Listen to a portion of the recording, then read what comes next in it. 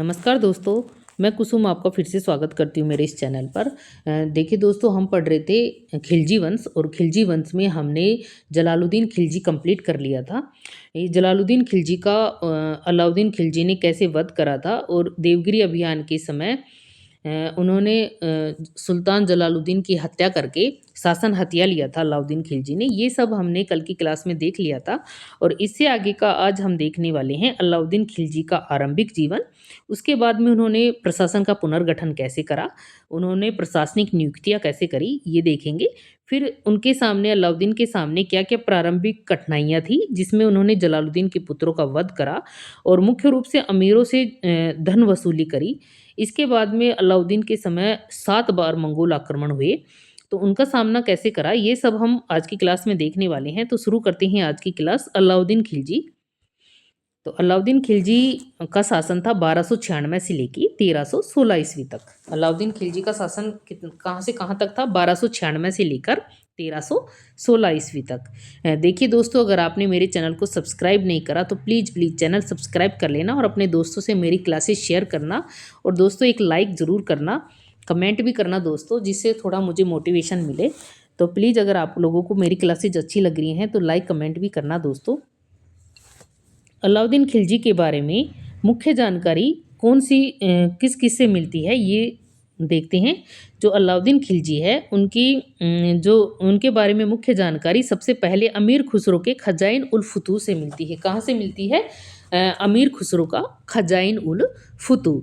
इसके बाद में बरनी के तारीख ए फिरोज शाही से भी हमें अलाउद्दीन खिलजी के बारे में जानकारी मिलती है। इसके बाद में जो इब्न बतूता का रेहला ग्रंथ है, वहाँ से भी हमें अलाउद्दीन खिलजी के बारे में जानकारी मिलती है। तो कौन कौन से ग्रंथ से जानकारी मिलती है? खजाइन उल फुतू, तारीख ए फिरोज शाही और रेहला।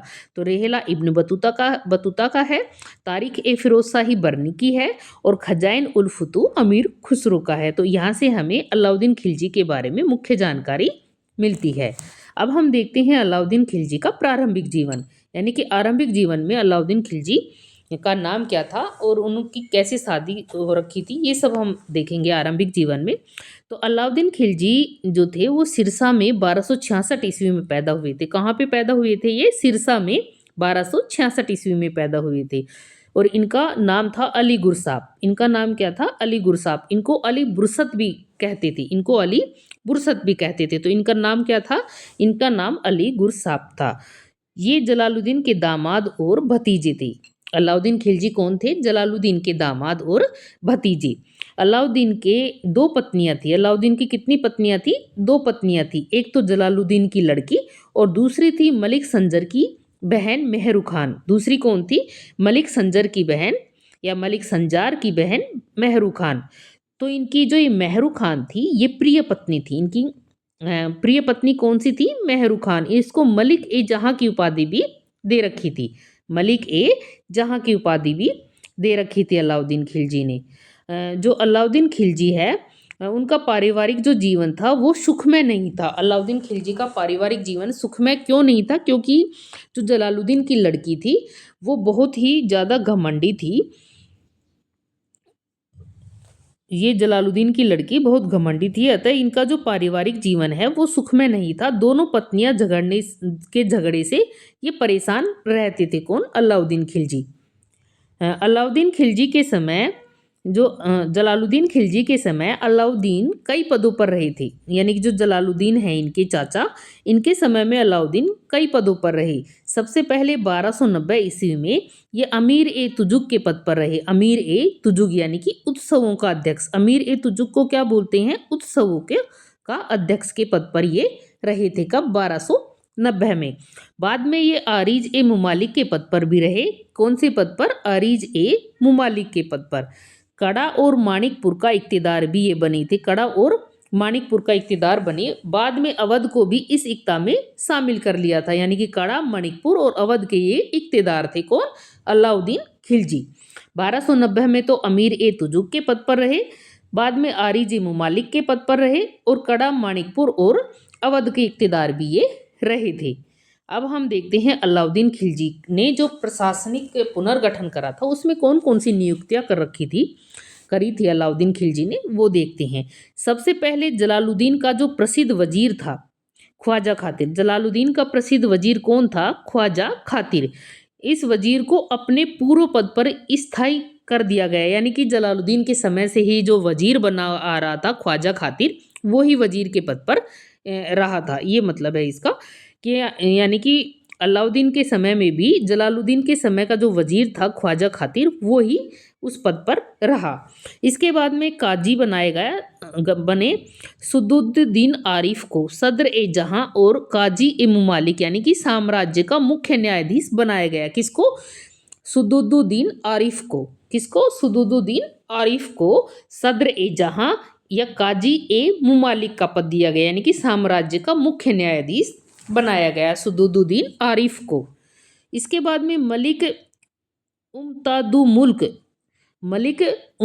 मुल्क आला दबीर को, किसको? मलिक उम्तादु मुल्क आला दबीर को दीवान ए इंसा यानी कि राज्य सचिव नियुक्त किया गया। यानी कि जो मलिक उम्तादुल मुल्क थे आला दबीर, उनको दीवान ए इंसा की नियुक्ति की गई, यानी कि इस पद पर राज्य सचिव के पद पर इनकी नियुक्ति की गई, मलिक उम्तादुल मुल्क आला दबीर की। इसके बाद में फखरुद्दीन कूची को दिल्ली का दादबक यानी कि दिल्ली का न्यायाधीश बनाया गया। किसको? फखरुद्दीन कूची को। फखरुद्दीन कूची को दिल्ली का दादबक यानी कि दिल्ली का न्यायाधीश बनाया गया। किसको? फखरुद्दीन कूची को। तो ये याद रखना आप, ये सारी नियुक्तियां कि किस किस को कौन से पद पर नियुक्त किया गया था। जो जलालुद्दीन के समय वजीर थे ख्वाजा खातिर, वो वजीर के पद पर ही रहे। उसके बाद में सदुद्दीन आरिफ को सदर ए जहां और काजी ए मुमालिक का पद दिया गया। इसके बाद में उम्तादुल मुल्क आला दबीर को दीवान ए इंसा यानी कि राज्य सचिव का पद दिया गया। फखरुद्दीन कूची को दिल्ली का दादबक यानी कि दिल्ली का न्यायाधीश बनाया गया और नुसरत खां को दिल्ली का कोतवाल बनाया गया। किसको कोतवाल बनाया गया? दिल्ली का नुसरत खां को। मलिक आबाजी जलाली को, मलिक जो आबाजी जलाली हैं उनको आखूर बक का पद दिया गया। कौन सा? आखूर बक का पद किसको दिया गया? आबाजी जलाली को। मलिक आबाजी जलाली को आखूर बक का पद दिया गया। जफर खां को आरीज ए मुमालिक का पद मिला। जफर खां को कौन सा मिला? आरीज ए मुमालिक का पद मिला। और मलिक हिरनमार को नायब ए बारबक का पद मिला। किसको? मलिक हिरनमार को नायब ए बारबक बनाए रखा। इस तरह ये सब करा था इन्होंने प्रशासनिक नियुक्तियों में। इन सब को प्रशासन यानी कि प्रशासन का पुनर्गठन करा और ये नियुक्तियां कर दी अलाउद्दीन खिलजी ने। फिर हम देखते हैं कि अलाउद्दीन खिलजी के समय जो 4 विश्वसनीय मुख्य सेनापति थे वो कौन कौन थे। तो ये बहुत इंपॉर्टेंट है कि इनके समय में 4 मुख्य सेनापति थे। जो सबसे पहला सेनापति था वो था जो अलमास बेग है या अलमारू बेग। अलमास बेग, ये मुख्य जो 4 सेनापति हैं इनको याद रखना। पहला है अलमास बेग। अलमास बेग इनका भाई था, ये अलमास बेग या अलमारू बेग। ये इनको उलूग खां की उपाधि दी। कौन सी उपाधि दी? उलूग खान की उपाधि इनको दी गई। फिर आते हैं दूसरा जो था नुसरत जलेसरी। इनको नुसरत खान की उपाधि दी। इनको कौन सी उपाधि दी? नुसरत खां की। नुसरत खां की उपाधि दी। कौन थे ये? नुसरत जलेसरी। नुसरत जलेसरी इनको कौन सी उपाधि दी गई? इनको नुसरत खां की उपाधि दी गई। इसके बाद में आएगा जो अल्प खां है, ये जो संजर था उसको अल्प खां की उपाधि दी। यानी कि जो संजर था, संजर, उसको कौन सी उपाधि दी गई? अल्प खां की उपाधि दी गई। और फिर जो यूसुफ हजरुद्दीन है उसको जफर खां की उपाधि दी। जफर खां की उपाधि किसको दी गई? यूसुफ बरुद्दीन को जफर खां की उपाधि दी गई। इस तरह ये 4 थे मुख्य सेनापति। जो संजर है इसकी बहन के साथ ही शादी कर रखी थी इन्होंने। हमने देखा था अभी कि जो ये संजर हैं जिनको अल्प खां की उपाधि मिली हुई है, इनकी बहन से ही इन्होंने, ये संजर की बहन मेहरू खान, इनसे ही इन्होंने शादी करी थी। तो ये इनके 4 सेनापति थे, याद हो गए होंगे, उलूग खां, जफर खां, नुसरत खां और अल्प खां। ये 4 सेनापति हैं। खान की जगह आप खां कर लेना, ये ज़्यादा सही रहेगा। खां, अल्प खां, ये न को काट देना, जफर खां, नुसरत खां और अल्प खां। उलूग खां, जफर खां, नुसरत खां और अल्प खां, ये 4 इनके मुख्य विश्वसनीय सेनापति थे। अब हम देखते हैं अलाउद्दीन की प्रारंभिक कठिनाइयाँ, यानी कि अलाउद्दीन के सामने कौन कौन सी प्रारंभिक कठिनाइयाँ आई थी, ये देखते हैं। सबसे पहली कठिनाई थी कि जो जलालुद्दीन का परिवार था, वो उनके सामने मुख्य कठिनाई थी, क्योंकि जलालुद्दीन के परिवार में, जो जलालुद्दीन का परिवार था, वो इस समय जो जलाली परिवार था वो कहाँ पे रह रहा था, मुल्तान में रह रहा था। और ये इनको अलाउद्दीन को ये भय था, अलाउद्दीन को इसका भय था कि कहीं ये षड्यंत्र अ, मेरे खिलाफ षड्यंत्र कर सकते हैं। इनको किस बात का भय था? अलाउद्दीन को ये भय था कि जो जलाली परिवार है वो मेरे विरुद्ध षड्यंत्र ना कर दे।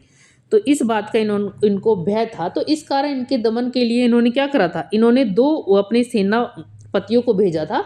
एक तो था जफर खां और दूसरा उलूग खां। 2 सेनापति गए थे इनके, जफर और उलूग। इन दोनों को इनका जलाली परिवार का वध करने के लिए इनको भेजा था। यानी कि ये मुल्तान के किले पर अधिकार भी कर लेते हैं, और वहाँ पर इनका जो अहमद चप था, अलगू खां था। अलगू खां कौन था? हाँ, आप ये ध्यान रखना, ये जो अलगू खां है, ये अलगू खां है, इसको उलूग खां भी बोलते हैं, लेकिन ये अलग है। ये मंगोलों का जो जब मंगोल आक्रमण हुआ था जलालुद्दीन के समय, तो उस समय जो मंगोल यहाँ पे नौ मुसलमान आके रहने लग गए थे, और इसको जलालुद्दीन ने अपना दामाद बना लिया था, इस अलूग खां को। तो जो ये अलूग खां है, अलगू खां है, इसको उलूग खां भी बोलते हैं। तो ये अलग है, और जो अलाउद्दीन खिलजी का जो सेनापति उलगू खां है वो अलग है। तो दोनों ये अलग अलग हैं, आप ध्यान रखना इस बात का, कंफ्यूज मत हो जाना। तो ये देखते हैं अपन, जलालुद्दीन के पुत्रों का वध। राजधानी दिल्ली पर अधिकार कर लेने के बाद भी अलाउद्दीन अपने विरोधियों की तरफ से लापरवाह नहीं रहा, यानी कि राजधानी दिल्ली पर अधिकार कर लिया तो भी ये जो अलाउद्दीन है वो अपने विरोधी, यानी कि जो जलाली परिवार था उनकी तरफ ये लापरवाह नहीं रहा, क्योंकि जो जलाली परिवार है वो कहाँ रहता था, मुल्तान में था। तो अलाउद्दीन को ये भय, इनसे क्या था, भय था कि कहीं ये मेरे विरुद्ध षड्यंत्र ना कर रहे हों और मेरे को राजपाट से हटा नहीं दे। तो नवंबर 1296 में अलाउद्दीन ने अपने 2 सेना नायक, एक उलूग खां और एक जफर खां, इसको एक शक्तिशाली सेना के साथ मुल्तान पर आक्रमण करने के लिए भेजा।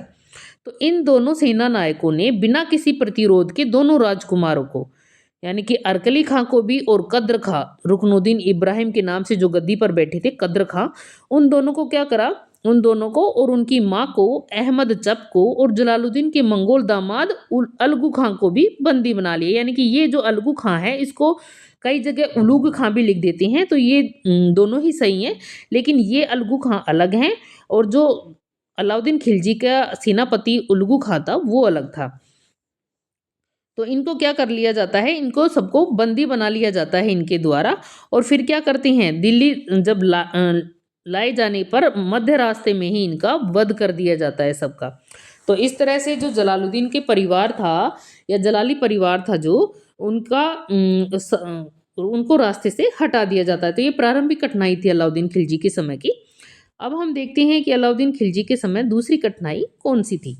दूसरी थी अमीरों से धन वसूली, यानी कि जो अधिकारी थे या अमीर थे, उनसे धन कैसे वापस लिया जाए। यानी जब अलाउद्दीन खिलजी सुल्तान बनते हैं, अलाउद्दीन खिलजी जब सुल्तान बनते हैं तो क्या होता है कि वो एक इनाम रखते हैं कि जो 1.5 वर्ष का वेतन था वो इनाम के तौर पर इन अधिकारियों को, इन जो अमीर वर्ग थे, इनको दे देते हैं, और बदले में वो अलाउद्दीन को क्या मान लेते हैं, अलाउद्दीन को वो बदले में अपना शासक स्वीकार करते हैं।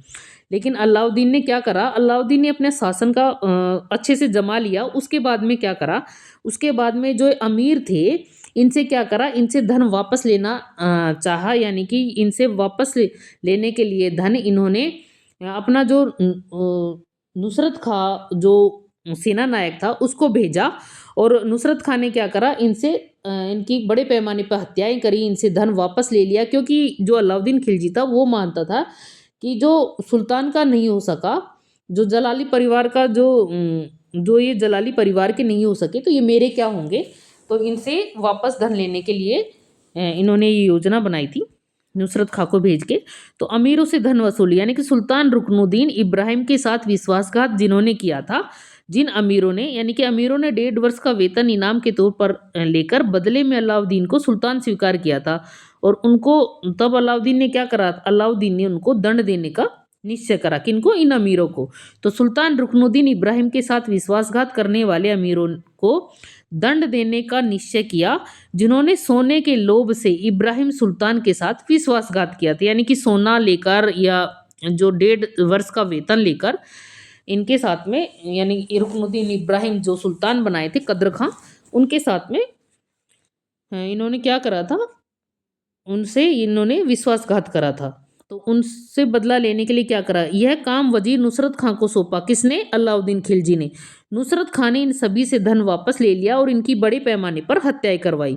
अलाउद्दीन का विश्वास था कि ऐसे लोग जो एक स्वामी को छोड़कर दूसरे से मिल सकते हैं, वे कभी विश्वसनीय नहीं हो सकते। यानी कि अलाउद्दीन मानते थे कि जब वो रुकनुद्दीन इब्राहिम के ही नहीं हुए तो मेरे क्या होंगे, ये कद्र खां के ही नहीं हुए तो ये मेरे क्या होंगे। तो इन्होंने क्या करा, इन्होंने इनसे सारा धन वसूल किया और इनकी बड़े पैमाने पर हत्याएं भी करवा दी। केवल उन लोगों को छोड़ा, अलाउद्दीन ने उन लोगों को छोड़ा जिनसे धन के बदले जलाली परिवार का साथ नहीं छोड़ा था। यानी कि धन के लालच में जो जिन्होंने जलाली परिवार का साथ नहीं छोड़ा, उन लोगों को ही अलाउद्दीन खिलजी ने छोड़ा था। ये स्टेनली लेनपुल ने अलाउद्दीन को सल्तनत का समुद्रगुप्त कहा है। स्टेनली लेनपुल ने क्या कहा है, स्टेनली लेनपुल ने अलाउद्दीन को सल्तनत का समुद्रगुप्त कहा है। सल्तनत का समुद्रगुप्त किसको कहा है, अलाउद्दीन को। किसने, स्टेनली लेनपुल ने। अब हम देखते हैं अलाउद्दीन खिलजी के समय जो मंगोल आक्रमण हुए थे, तो उनकी मंगोल नीति क्या थी और उन्होंने किस तरह मंगोलों का सामना करा था।